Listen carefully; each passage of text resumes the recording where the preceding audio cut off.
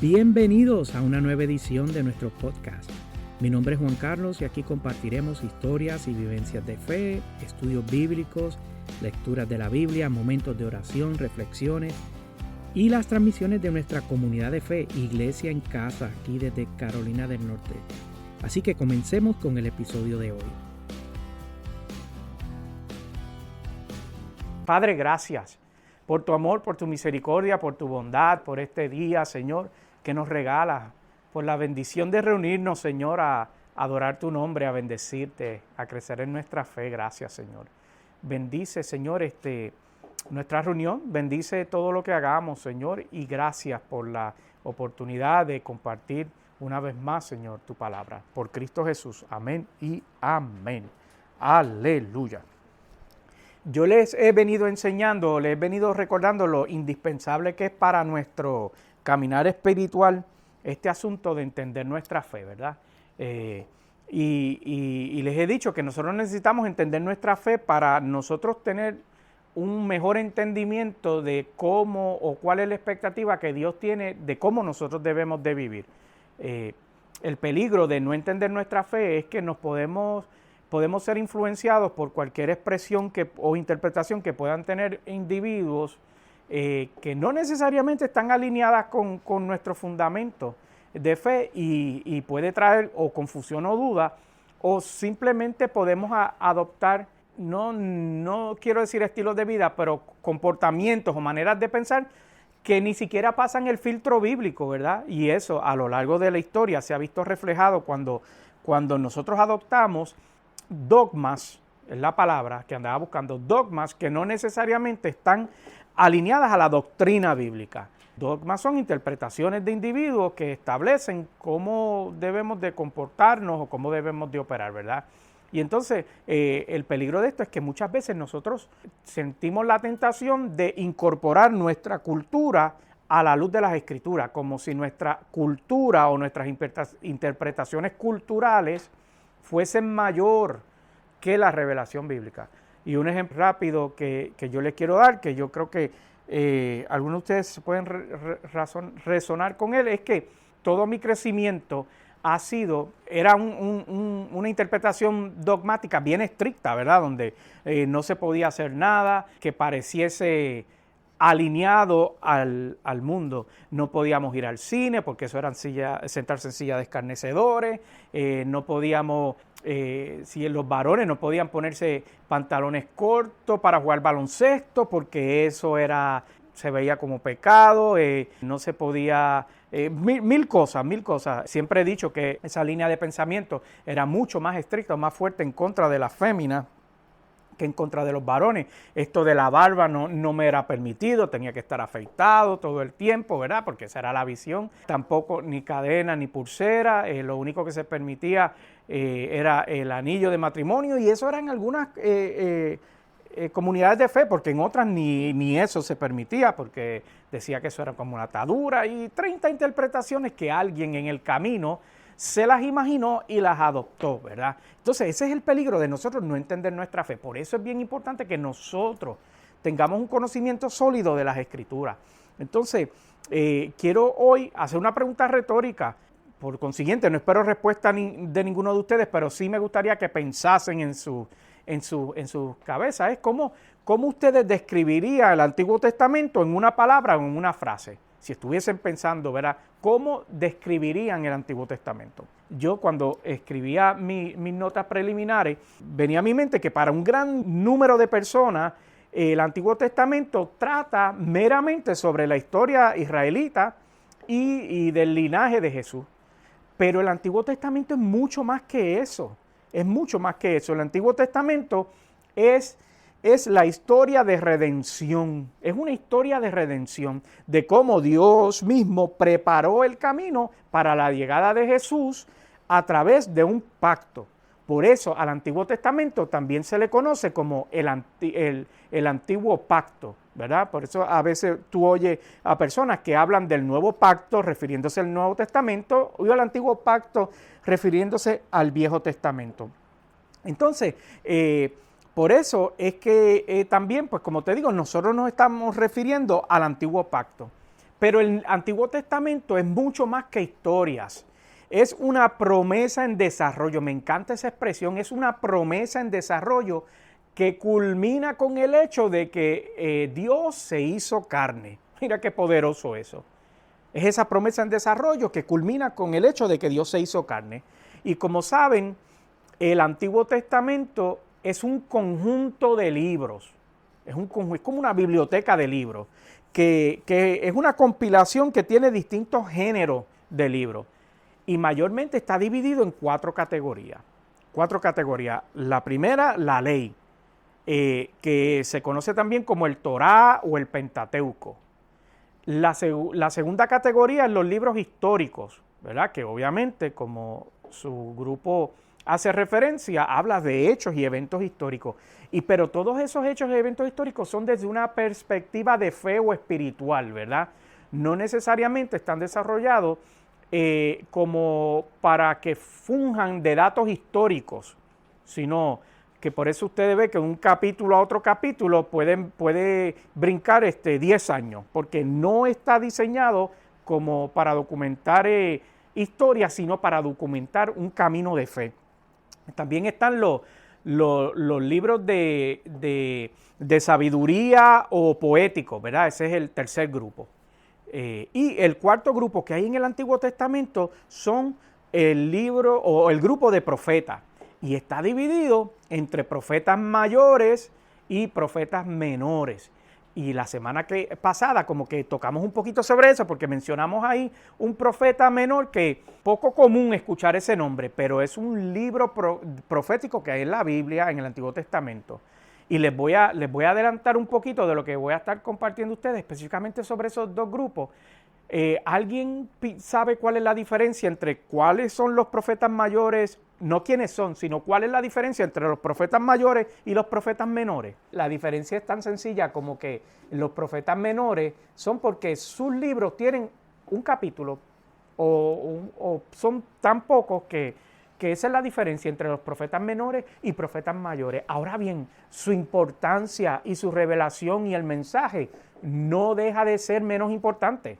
Y eso es algo que a mí me gusta mencionar o resaltar por el mero hecho de que a veces uno piensa que su relevancia es menor, ¿verdad? Y yo recuerdo que cuando niño o cuando más joven yo me preguntaba, yo pensaba que que estos no son tan importantes.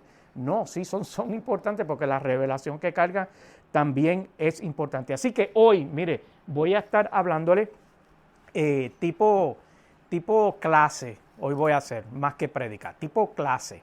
Y vamos a estar hablando precisamente de esto, del Antiguo Testamento. Y entonces, explorando hoy un poco el Antiguo Testamento. Y vamos a comenzar diciendo que el Antiguo Testamento es un prólogo divino, como les estaba diciendo, que nos lleva a conciencia del deseo que Dios tiene de que tengamos una relación estrecha con Él.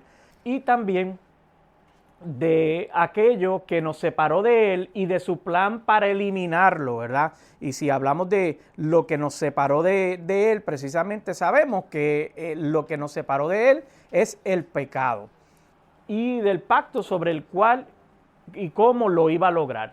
A mí me gustaría que buscásemos ahí en nuestras Biblias Lucas 24, 27. Mira qué revelación nos dice ese versículo. Jesucristo comenzó a explicarle desde Moisés, fue por toda la historia del Antiguo Testamento para dejarles saber y revelarles que estaba precisamente el Antiguo Testamento, era un reflejo de su vida. Entonces, como dijimos, hay 4 grupos principales en el Antiguo Testamento, que los cubrimos ya, que es el Pentateuco, ¿verdad? Los libros históricos, los poéticos, también se le conoce como sapiensales, pero esa palabra solo se escucha en las jergas de las iglesias, por alguna razón, ese grupo, los libros sapiensales. Pero en la realidad lo que significa, ¿verdad? Sapiencia, un sinónimo es sabiduría, libros de sabiduría. Entonces los libros proféticos, que como hablamos se divide en 2 grupitos, los mayores y los menores. Hablando sobre el Antiguo Testamento, pues sabemos que es la primera parte de nuestra Biblia y que está compuesta en la tradición protestante por 39 libros. Hay otros libros en el Antiguo Testamento, y más que la tradición protestante, eso tiene que ver con el canon. El canon que hemos hablado rápidamente en el pasado es cómo se escogieron los libros que comportan o conforman la Biblia. Y yo les había hablado de esto anteriormente cuando estábamos hablando de algunos libros cuando estábamos estudiando el Nuevo Testamento, y yo les decía, yo no sé si ustedes recuerdan esto, que el canon para el Antiguo Testamento fue mucho más fácil de establecer, ¿verdad? Y lo estableció un grupo de hebreos o de judíos que determinaron qué libros entraban en el canon y qué libros no entraban en el canon. De acuerdo a una serie de criterios, ¿verdad? Y entonces esos criterios lo que establecían tenían que ver con aceptar que la revelación que poseían esos libros. El canon del Antiguo Testamento, si yo estoy aquí yendo desde mi mejor recuerdo, se estableció en el siglo V antes de Jesucristo. Ahí fue cuando se estableció el grupo de libros que iban a pertenecer al Antiguo Testamento.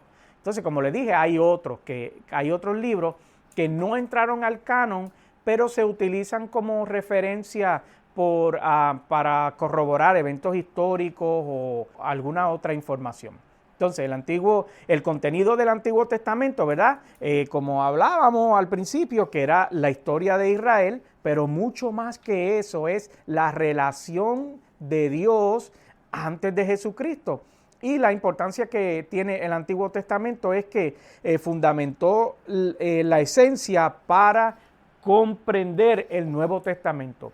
Miren, mis amados, no podemos entender los contextos del Nuevo Testamento sin tener una definición o una perspectiva un poco más clara del Antiguo Testamento. No lo podemos entender, por eso es que la Biblia es el conjunto de esos dos grupos. Partiendo de eso, el Pentateuco es la sección más pequeña, ¿verdad?, que hay en el Antiguo Testamento. Los históricos, pues una sección mediana, tiene un poquito más de libro, ¿verdad? Los poéticos es una sección, es pequeña, pero no tan pequeña como el Pentateuco, ¿verdad? Y vamos a hablar qué libro cae en cada grupo en unos minutos. Y los proféticos es la sección más grande que hay en el Antiguo Testamento. Es la mayor cantidad de libros que hay en el Antiguo Testamento. Siguiendo con eso, vamos a hablar de que la lista del Pentateuco o la Torá son estos 5 libros, los primeros 5 libros de la Biblia: Génesis, Éxodo, Levítico, Número y Deuteronomio, esos 5 libros. Y entonces esto es bien importante que tengamos de perspectiva de que hemos dicho que la Biblia, el Antiguo Testamento, debo decir, está dividido en ¿cuántos grupos? 4, ¿verdad? Y entonces hablamos que dentro de ese grupo, el primer grupo es el Pentateuco. Y si usted se fija, ¿qué dice? Que son los primeros 5 de la Biblia. Eso contesta la pregunta de en qué orden está escrita la Biblia o está compilada la Biblia. Alguna gente piensa que la Biblia está en orden de fecha. No, está en orden basado en estos grupos, partiendo del Pentateuco, ¿verdad? Otra característica de este Pentateuco es que cada uno de esos libros se le atribuye que los escribió ¿quién? A ver si alguien se aventura. ¿Quién ustedes creen que escribieron estos primeros 5 libros? Moisés. Una breve descripción de qué comprenden estos libros. Bueno, pues hablan de la creación, como saben, partiendo desde Génesis. Habla de los patriarcas, de Abraham, Isaac y de Jacob, del éxodo de Egipto y de la entrega de la ley en el monte Sinaí. De eso, esos son el primer grupo, que es el Pentateuco. Entonces, siguiendo el segundo, algo importante sobre el Pentateuco es cómo está alineado a Jesús y hacia Jesús, porque les dije al principio que la importancia de entender el Antiguo Testamento, y lo leímos en ese versículo, que todos esos libros componen el hecho de que están hablando de la figura de Jesús. Entonces comienza con Jesús en la creación, cuando dice Génesis 1:6, hagamos al ser humano a nuestra imagen y semejanza. Desde el principio vemos a Dios trabajando en comunidad. Ahí estamos viendo la manifestación de la Trinidad diciendo, vamos a hacer este proyecto, vamos a manifestarlo. En Juan 1 al 3 confirma que Jesús es el verbo encarnado, ¿verdad? Porque saben que Juan comienza diciendo, en el principio era el verbo y el verbo estaba con Dios y el verbo era Dios. Por lo tanto, esa es la conexión entre esa revelación de Juan precisamente con eso de Génesis 1:26. Entonces Jesús en los patriarcas, bueno, tomando por ejemplo dos de los patriarcas, Abraham, en Génesis 22:8, Dios mismo proveerá el cordero para el holocausto, ¿verdad? ¿Y cómo se presentaba Jesús? He aquí el cordero de Dios que quita el pecado del mundo, ¿verdad? Así fue que fue presentado Jesús.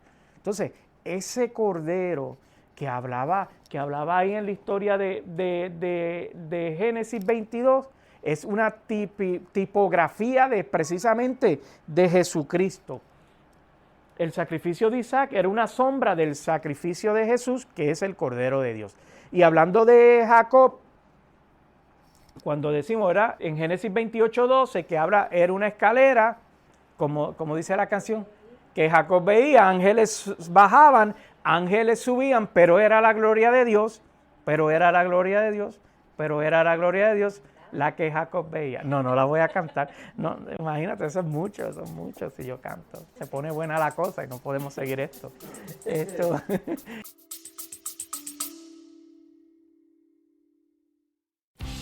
Hacemos una pausa en el episodio de hoy para recordarte que puedes encontrarnos en las redes sociales bajo Pastor Juan Carlos Vázquez. Estamos en la mayoría de las redes sociales y me gustaría conectar contigo. Regresemos al episodio.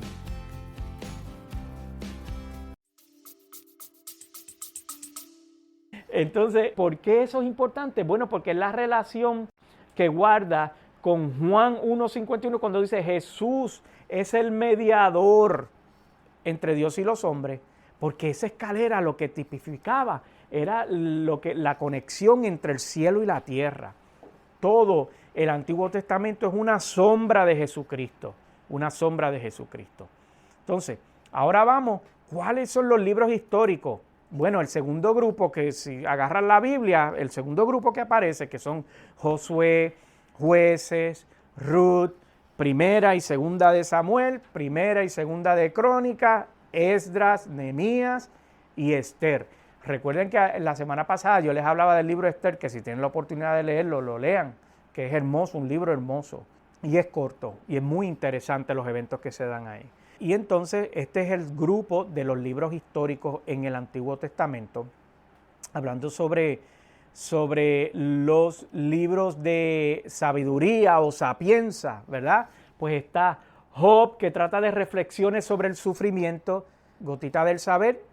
Se cree que Job, o se entiende que Job es el libro más viejo que hay en las Escrituras, es el más viejo.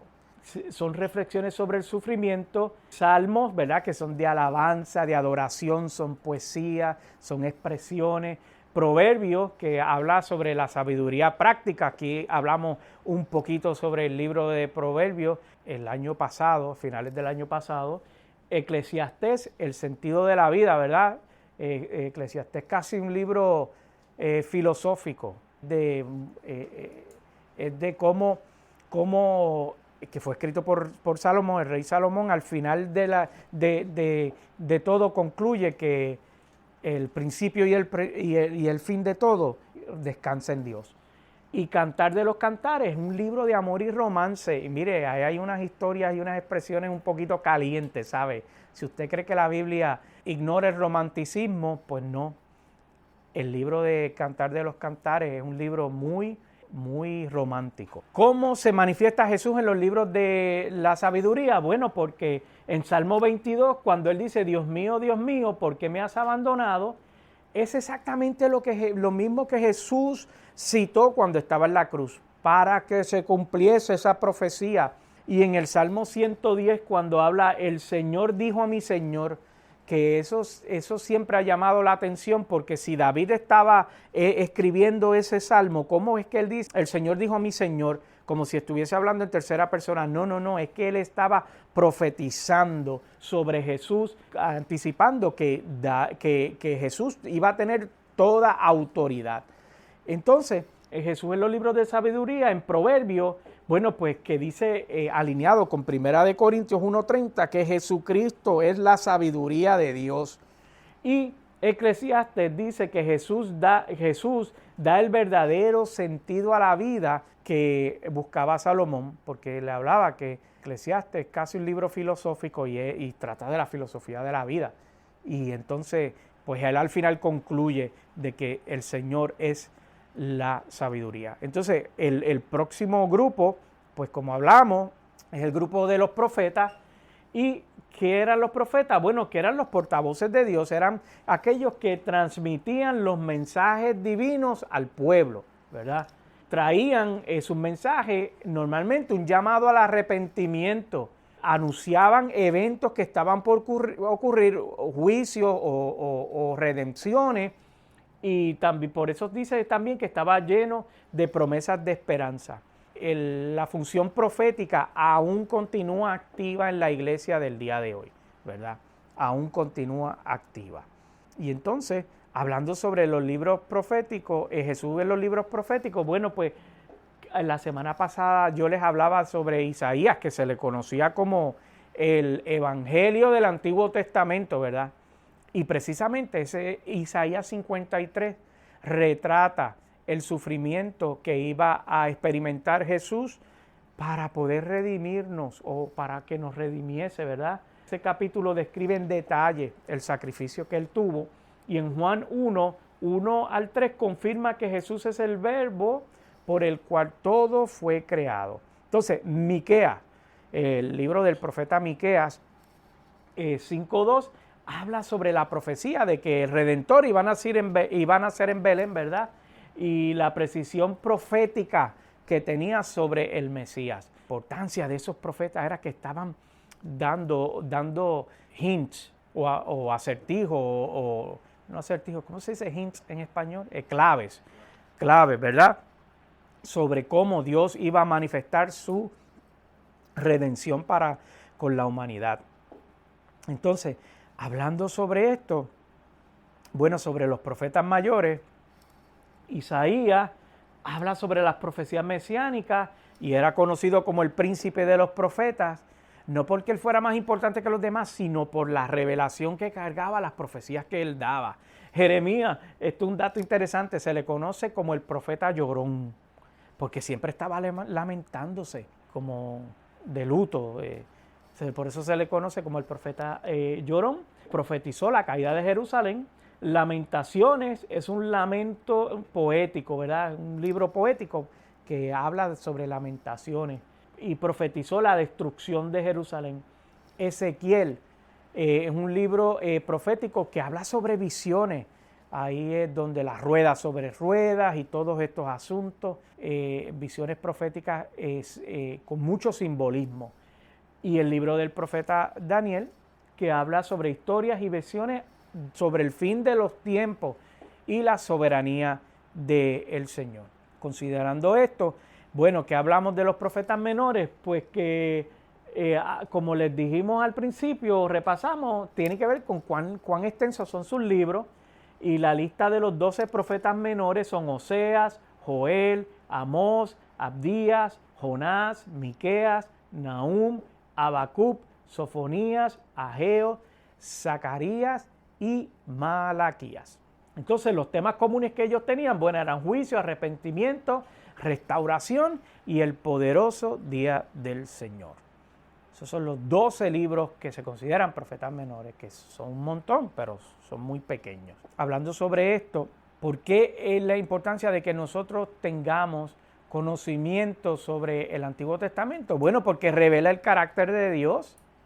Revela el carácter de Dios, describe sus atributos y la naturaleza, cómo Dios piensa, cómo ve las cosas, la expectativa, ¿verdad?